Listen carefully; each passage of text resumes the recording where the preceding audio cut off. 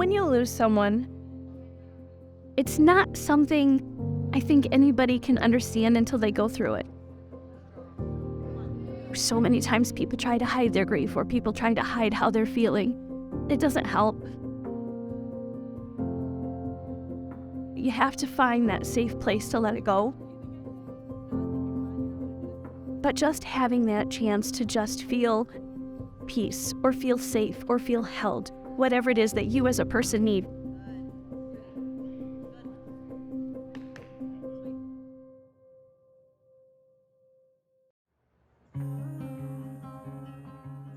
As a kid, she's always been intense. She just has always lived life out loud. She's always been a very determined individual from a very young age. My mom put me in gymnastics when I was younger, and she noticed that I had a lot of energy, so she wanted somewhere that I could put that energy. My family life was great. I have an older sister and a younger brother. I was super close with both of my parents, but my dad specifically, I would always help him with projects around the house, whether it would be switching out lights or building a porch, anything. Sage and Jason were super, super close. She was a daddy's girl. They just had their key things. They would have special things that they would bake, or if there was hockey on, they would be nowhere to be found, but you sure could hear them. And just, they just had their special things, and he was her buddy. It was our home gymnastics meet weekend. He had offered to work all the shifts, but he had been having some chest pains for a number of months. And so we bartered. He said he would go to ER that day if I would work his shift at the gymnastics meet. No problem. I was working floor, inputting scores next to the judges, and my phone went off, and typically I don't pay attention, but I knew he was at the hospital, and I looked. And I will never forget looking at those words, "They think I have cancer." And it was like I couldn't even process for a minute. And I put it away, and then when floor ended, and we were doing our next rotation, I had that little break, and I went to the bathroom and stopped and read it again, and I'm like, what is going on? And so I texted him back, and he said, they didn't have any details at the time. And so that was the moment.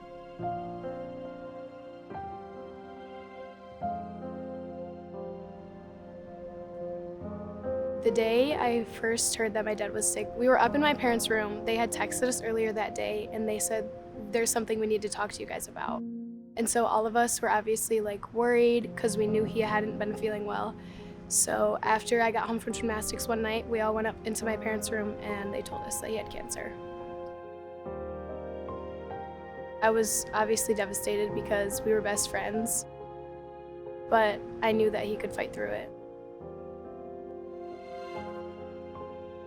He broke down that day when we sat them all down together in our bedroom, and just said, we got some things to talk about, and just put it out there, and we let him know Dad has cancer, let him know it's multiple myeloma, let him know that he had 1 to 3 years to live, and,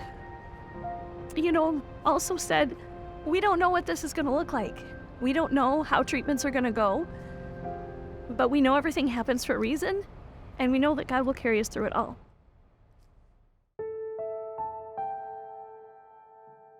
My sophomore year of high school, I quit gymnastics for a year because everything was getting super overwhelming, and I had just heard about my dad getting cancer, and that really took a toll on my mental health.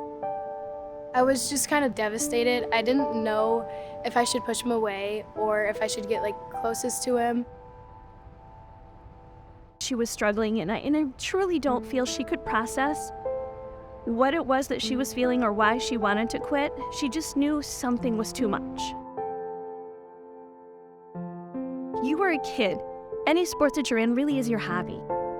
It's not your job. You chose that sport because it gives you joy. It gives you fun. And when you dread doing what's supposed to give you fun, it's time to get out. Step back, reset. You'll know if it's meant to be. You'll know if you want to go back. She did. She walked away, and I had no idea if she'd ever go back to it. Sage is like Jason in that way. They're fighters. They're just, the words I can't are not in their vocabulary. He battled, he struggled. At times he would talk about the things he didn't want to miss out on. But he always was looking forward for the next thing to take care of. He did get very sick of the doctors. He did get very sick of the fight, He got tired of feeling horrible.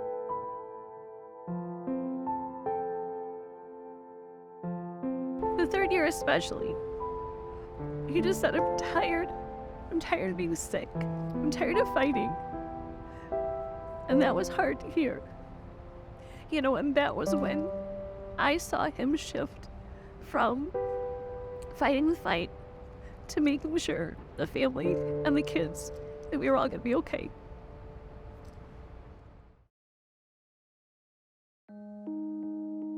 The day Jason passed away,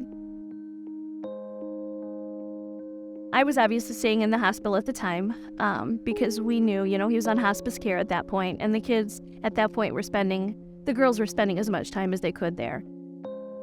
I just went to sit by him, and I just talked to him for a little bit, and I could see him. When he passed, he just took his I said, I love you, the kids love you, we're gonna be okay. He took a big breath, and he was gone.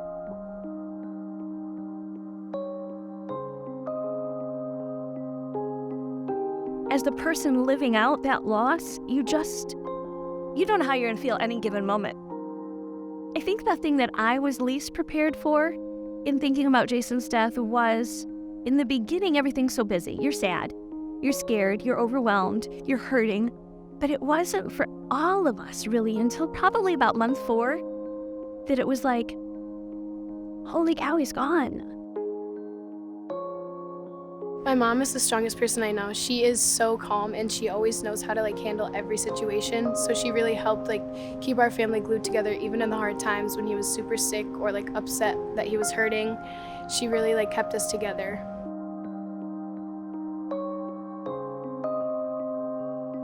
Knowing how to help my kids through that was really hard because they all needed different things. And nobody told me how to do any of this either. So being careful with what I said and being unsure if it was the right thing, the wrong thing. The year that I took off, I tried to do other sports to fill the void. I did cheer and then cross country and track, but nothing was really fulfilling me like gymnastics does. When I quit, something was missing in my life. It really made me want to come back. I didn't have a getaway. I just would go to school and then come back home. Coming here was a big change for me. Good. All right. Control your arms. Sage's story is just a small part of what makes her her. I think Sage is really strong. I don't think she really shows how much she was affected by, her dad's passing. But I think all of it is for not only her dad and his legacy and making sure that he's proud of everything she does, but her family in general. Sage Kellerman, a freshman from Croswell, Michigan. Hold on, because this is a massive vault. Beautiful job. That's a stuck landing. That's her second stuck vault of the season, and she's just a freshman. Sage Kellerman, remember that name. She didn't bat an eye.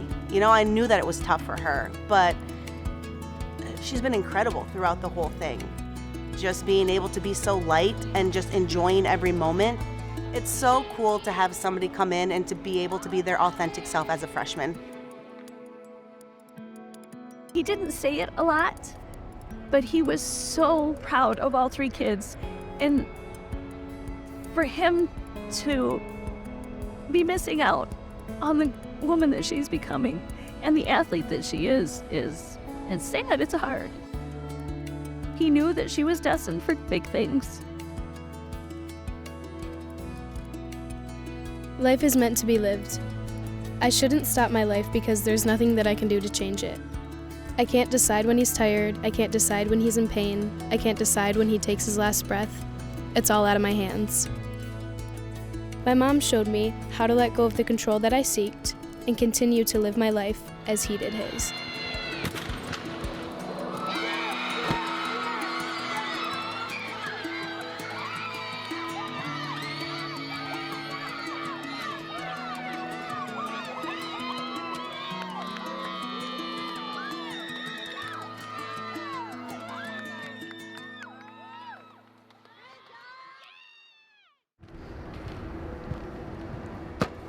The thing I love most about this game, it wouldn't be the thing that it is to me if it didn't have so many values to it. The adrenaline,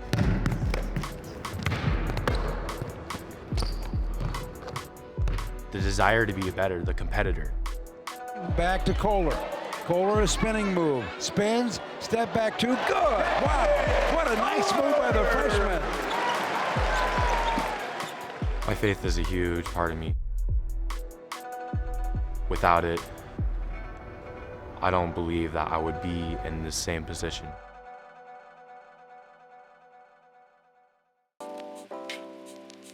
I am from Utah, American Fork. That's where I was born and raised.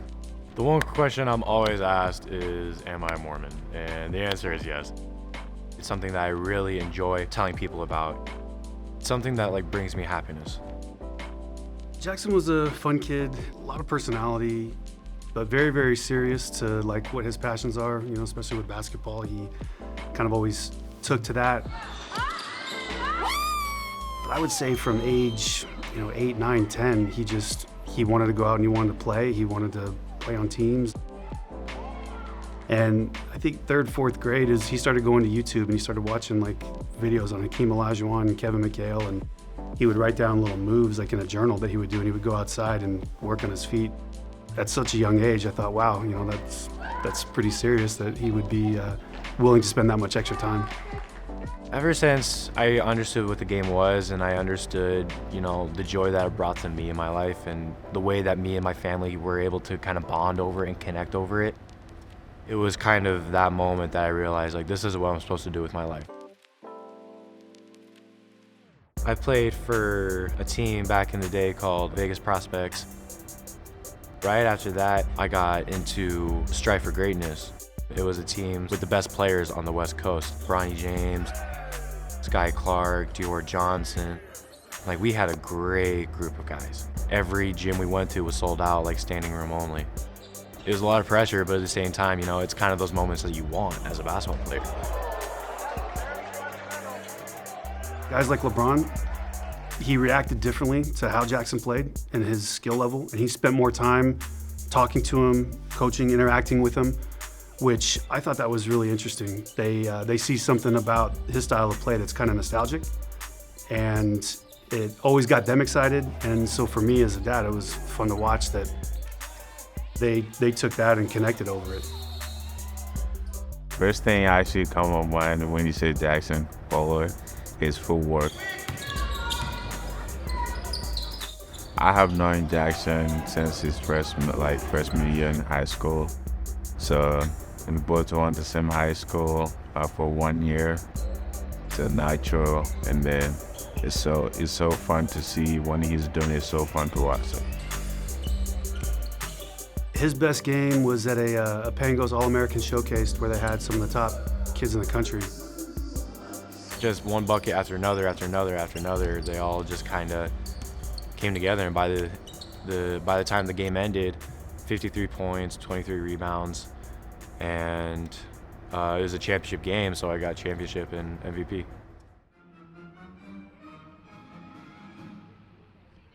Michigan State, they came into the process not long after the 53-point game. I got really happy, it was a mix of nervous, happy, excited. It's pretty excited. I've always followed the program. They're a team that's always around, late in the season. Coach Izzo, just to be able to play for a coach in a program of that high caliber, I was really excited for him. But when we got here is when it really kind of sat in, and I think he kind of knew right off the bat. What goes through my mind when I see him on the court I couldn't be more proud, especially for him to be able to participate at such a young age. That game against Rutgers was a very special game to me. It really got, kind of lifted my spirits. On this in Michigan State, cold start, just 1 of 6 from the floor. 10 on the shot clock. Ball goes down low now to Jackson. Oh, a beautiful spin move right around Omori, off the glass and in, and he's got 2. How big was that? That's my role on this team is, to be there when they need me, and when they need me, I'm going to give nothing less than 100%, 120%, and just be the energy guy. Precious seconds ticking away. McConnell rejected by who else? Kohler. 4-star top 100 recruit had offers from all over the Big Ten. Elected to come play for Tom Izzo. He's got a season-high 10 points tonight.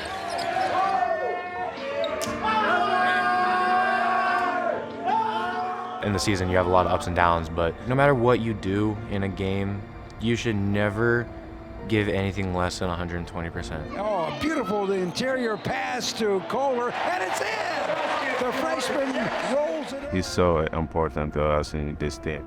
He has that mentality to get better every single day. He can go as far as he wanted to. Dribbles, now he goes to his footwork game. Look at the confidence that this kid is playing with. Over the top of the elite shot blocker in the Big Ten. It's one thing to even have a school and a program like this, have interest in your son, but to be able to trust him and to work through him and to give him the opportunity so early, I think speaks volume about how hard he's worked and what he's capable of accomplishing while he's here.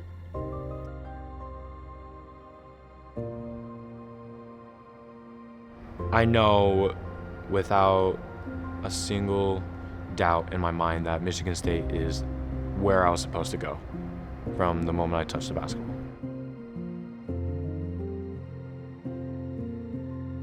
God has given you a gift, whether it be athletic ability, whether it be intelligence, whatever it may be. That's God's gift to you. Your gift to God is what you do with those abilities. If I'm not going to be able to go on a mission, which is a huge part of our faith, I'm going to make my own mission that every day I'm going to work as hard as I can in here so that God's gift to me does not become wasted one day.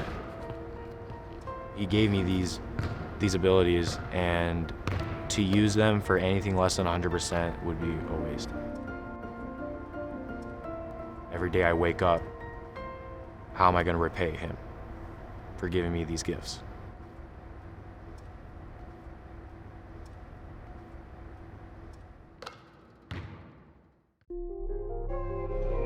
It's the Michigan State Spartans and the Indiana Hoosiers.